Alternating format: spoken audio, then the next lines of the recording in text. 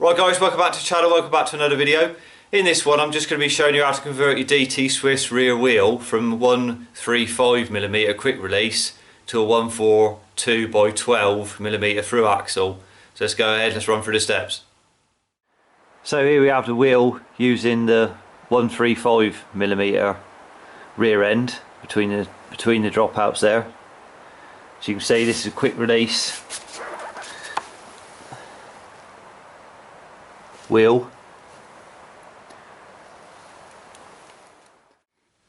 So the first thing you need to have done is remove your cassette and your disc rotor off of the wheel if you've got 6-bolt discs or centre lock disc, whichever you've got on there. Then what you need to do is to remove the end caps. They can be tight on there, so before you remove the cassette, one way of doing it is just put your hands behind the largest sprocket on the cassette and pull outwards like that after you've undone the lock ring from the cassette. Loosen the lock ring off first and then try and pop the free hub off, and in turn it'll pop the cap off the end. Or you can remove the cassette and just try grabbing hold of the free hub and pulling on it, and you might be lucky and the cap will pop off like that. As you can see, the free hub's popped off and there's the cap. Now the reason they get stuck on there a little bit, well, they can be harder to remove, they got a rubber seal up in the end, an O-ring in there, and sometimes it can make them difficult to pull off.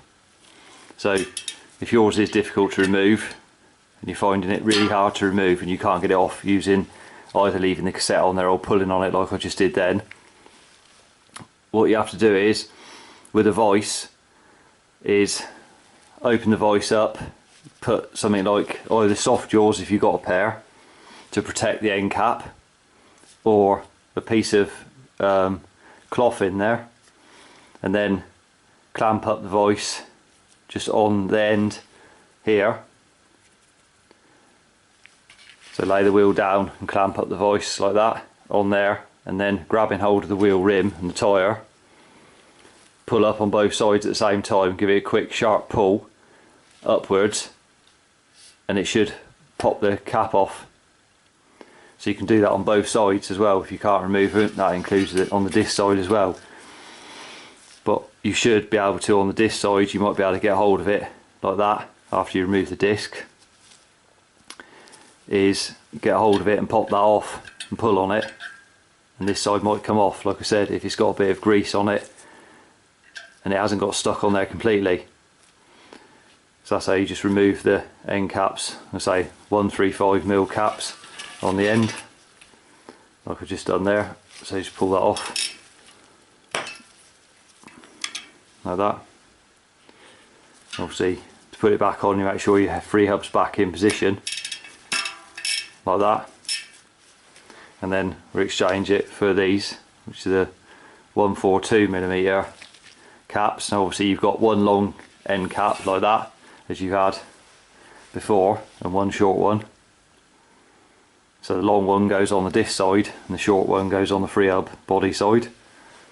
So before we put these on, make sure you put some grease with a little paintbrush or the end of your finger, put some grease up inside in there. You'll see the O-ring in the end.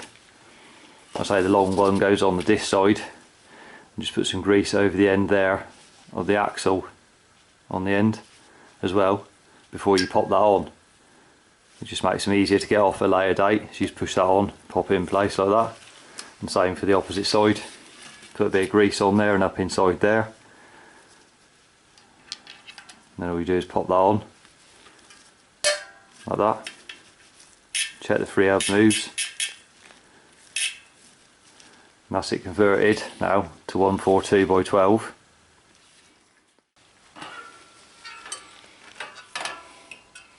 Right, 1, 2, 3. Right, so we have it converted to 142. So go ahead,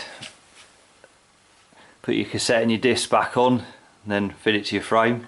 See, I said through axle now.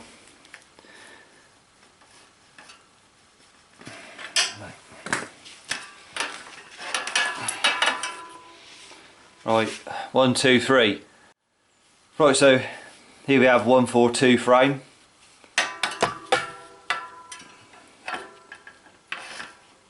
So as you can see, there it is in a different frame, 142 by 12. So it takes a through axle instead of a quick release.